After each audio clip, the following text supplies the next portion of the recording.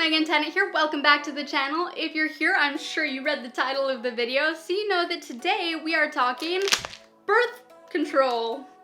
More specifically, birth control in the apocalypse and post-apocalypse. So I'm gonna make this video super generalized. It ties back to writing, obviously, but you can enjoy this video whether you're a writer or reader or someone who doesn't even touch those realms of things. So I'm gonna be talking about the birth control methods we have available now and how they would apply to the apocalypse. So I'm not talking sci-fi birth control chemicals.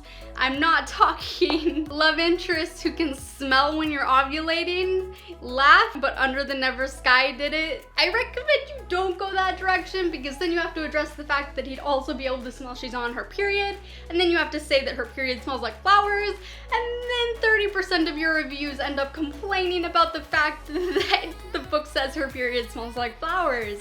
You don't have time to deal with that shit. All joking and making fun of Under the Never Sky aside, I do want to give a quick shout out to that author because she did at least address the existence of periods in the apocalypse, and that's a difficult topic to handle. I have to deal with that in Red River. And there's gonna be tons of nameless who have their arm cuffs off and are suddenly getting periods. And no, that's not why it's called Red River. That is a happy accident or an unfortunate accident, depending on if you find it funny or not. But we're not talking periods, we're talking birth control. First one is Depo-Provera. Again, this is for post-apocalyptic scenarios only. Depo-Provera is a pretty good form of birth control, but in the case of the apocalypse, it would be useless. Why? Because it needs to be stored at 68 to 77 degrees. As soon as the apocalypse hits, the electricity is going out, and there's just no way to know that it stayed at that steady temperature. So that gets a 0 star. Condoms.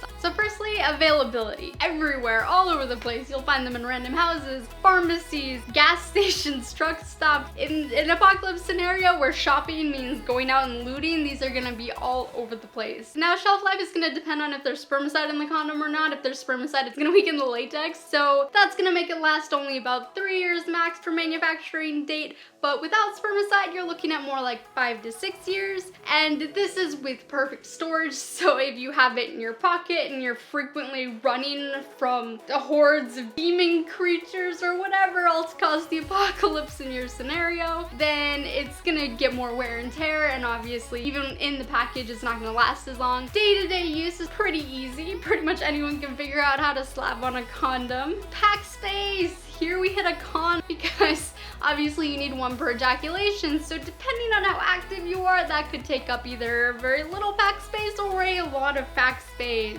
Effectiveness, 85%, not as high as other methods of birth control, but for an apocalypse scenario, not terrible. So overall, I rate condoms 4.5 stars. They lose a star for low effectiveness, but they gain back half of a star for STD protection because if you can get the zombie disease from a bite, you can probably get it from sex. I'm not saying you're going around sleeping with zombies or anything, but you know, it could be a delayed symptom virus kind of thing. Next item on the list is emergency contraception. Now, if you watched The Walking Dead, you saw this referenced in season 1. Now, they mistakenly called it an abortion pill. Plan B won't actually abort anything. Plan B just prevents implantation of the egg in the wall of the uterus. That's why you have to use it right away. For availability, you're looking at lower end of availability. You can find it in pretty much any pharmacy. Stored at proper temperature, Plan B has a shelf life of 4 years. I do want to mention that they don't recommend you use Plan B as normal recurring birth control method. Pack space, using this as your only method of birth control. How many you would need would depend on how active you are, of course. And this is 85 to 89% effective, so not great, but not terrible. So overall, I give Plan B 2.5 stars because it only has a shelf life of 4 years. Also, there's no data to suggest it's safe for long-term frequent usage. It might be good to have around for emergencies. Otherwise, this one gets low stars. Next item, diaphragm. So first of all, availability. Diaphragms are actually falling out of use. There's so many better options. So availability is pretty much exclusively gynecologist offices. These have a shelf life of 2 years when in use, and and up to 5 when in package. You do need to be sized for these, but you could size yourself. Most gynecologist offices who carry these would have sizing rings you could use, and they would carry different packages of the different sizes. Day-to-day use. Diaphragms can't be in for more than an hour before sex, and they have to be left in up to 6 hours after sex. Pack space is pretty low because you just need one for every 2 years, and it's just a small little cup. Effectiveness is pretty low on these. You're looking at 84% with spermicide. Spermicide expires within 1 to 2 years, and the effectiveness without spermicide isn't tested because they never recommend you use these without spermicide. This method gets 1.5 stars. So the pill. The pill is going to be high availability. You're going to find it in pretty much any pharmacy. Expiration date is a very wide window. It is 1 to 5 years. That's going to depend a lot on brand. Obviously, in our current day and age, you need to get a prescription for it, but they're not tailored to your personal body. The fact that we need a prescription is kind of ridiculous in my opinion. Day-to-day use. Here we hit a low point because you have to take the pill every day except for the 7 sugar pills in the pack, and in an apocalypse scenario that's gonna be a lot harder to do. I mean, it's hard to remember to stop and take a pill when you're running from mutants. There's quite a bit of pack space required for this because you're gonna need 1 pack every month. When used correctly, the birth control pill is 99.9% effective. So that means if you don't miss a pill, if you take it at the same time every day, again, that's gonna be really hard to do in an apocalypse scenario. So overall, the birth control pill gets 3.5 stars. And now we get to the more surgical options of birth control. These ones are going to be more high effectiveness, but more health impacts. I'm not covering hysterectomy or tube time because the risk of that kind of surgery in an apocalypse scenario is too high. First of all, we're covering implants. So implants are things like Implanon and Nexplanon. They are a small little rod that's inserted into your arm and released with the chemicals and stuff to prevent pregnancy. Availability of these is gonna be a bit on the lower side. You would have to go to a gynecological office to find these. Expiration date. Here's where things get a little tricky. The expiration date or shelf life on these is listed as 5 years, but that's because the packaging expires after 5 years. But in an apocalypse scenario, you could technically possibly sterilize it. So there is a chance that it would have a longer shelf life than that. And of course, once it's in your arm and it's releasing, you know, the chemicals and stuff, the chemicals themselves last 3 years, so after 3 years, you don't have to have it removed. It's not gonna harm you if it's left in, but it's also gonna have no benefit. Initial insert is generally gonna involve a local anesthetic and inserting a very large needle into your arm. I had Implanon for a while, so I got to experience that firsthand. So you do have to have someone who's at least comfortable enough around large needles to put it just under the skin and not into the muscle tissue. You could survive it without local anesthetic, but it's gonna be a lot more painful. Of course, in an apocalypse scenario, you're probably more used to pain. You might lose your period on Implanon, but I mean, that's in my opinion a pro. There is a chance that you end up getting continuous spotting. In an apocalypse scenario, for 3 years of no worry protection, it's probably worth some spotting. Pack space, none. Even before it's inserted, the pack space is just gonna be a little package like that big. And it's 99% effective, actually over 99% effective. There is a slight chance of infection, as there of course is with anything that breaks your skin, because you're introducing possibly foreign bacteria into your skin. So you're not that much more likely to get an infection than you would if you kick a nail out in the zombie apocalypse. And I did want to briefly cover removal. You simply make a small incision and just yank it out. So overall, I am giving implants 4.5 stars. It would be 5 stars, but again, you need someone who's comfortable handling a really big needle, but it gets so much bonus points for the fact that it's 3 solid years of no worry protection and it's just in there and done. Next item is vasectomy. I'm putting vasectomy in this list because it is a very simple procedure. For availability, you're gonna need a nurse practitioner to perform this. You can't just have anyone off the street doing it, and you're gonna have to have a kind of sanitized situation. You're also gonna need to have someone who knows how to do it or understands enough to kind of assume how to do it. Expiration date is a huge freaking perk because vasectomies are forever until you reverse them. It's a very, very, very minor medical procedure, just a small cut in the ball sack.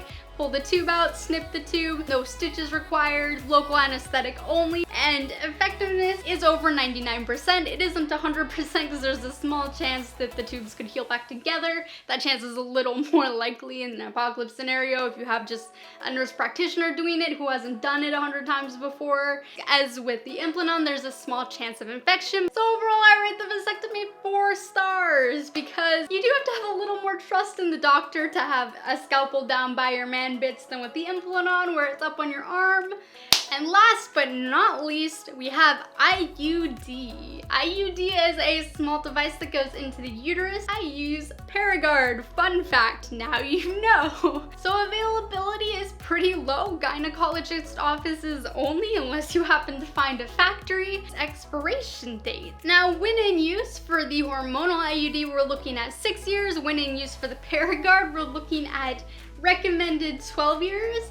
And in package, it's the same thing as with the implant where the packaging expires after 5 years and that's when you're supposed to throw it out. So if we're gonna sterilize it, then with Mirena, which is hormonal, you are looking at the breakdown of chemicals, so it is gonna become less effective over time. But with the Paragard is purely based on the fact that one, it's something in your uterus that's kind of an irritant. It's gonna prevent the egg from properly implanting, but also the fact that copper is a spermicide.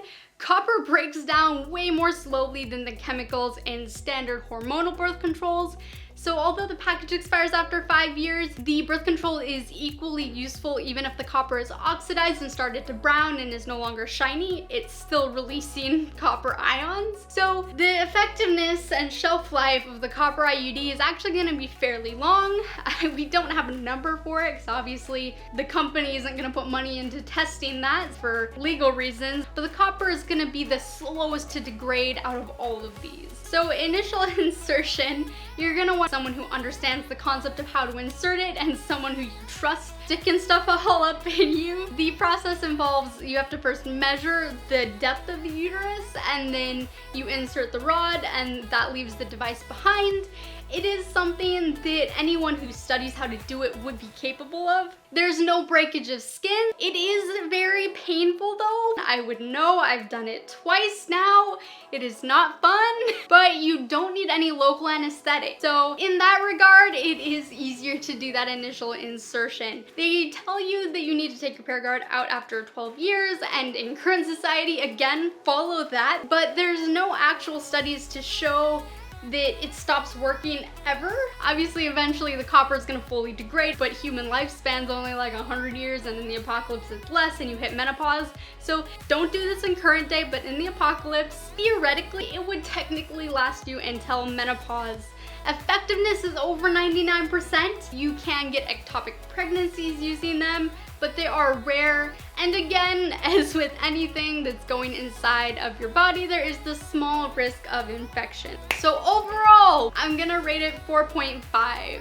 It does require someone with some level of medical knowledge or medical comfort to be able to insert it, but the fact that Paragard technically, theoretically, doesn't ever expire, like it would last you from insertion to menopause, is a huge perk in an apocalypse scenario. This is technically the longest shelf life of any device. The Mirena, technically, I'm giving a 4 star because it doesn't have that long shelf life, but the Paragard, I give 4.5 stars. And specifically Red River, this is 20 years after the apocalypse.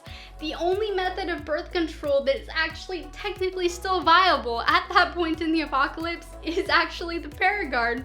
Alright guys, well that was a long freaking video. Thank you guys so much for watching. If you liked this, if you found it interesting or helpful, give it a thumbs up, give it a share. This is important stuff. I mean, what if the world ended tomorrow? You gotta know what kind of birth control to use. So share this information, save a life, kind of. Yeah, if you haven't subscribed already, subscribe button down below. There's also a bell. If you're interested in dystopian post-apocalyptic books, Aletheia is still available in hardcover, paperback, and ebook, so make sure to check it out. And thank you guys for watching. As always, I will see you in the next video.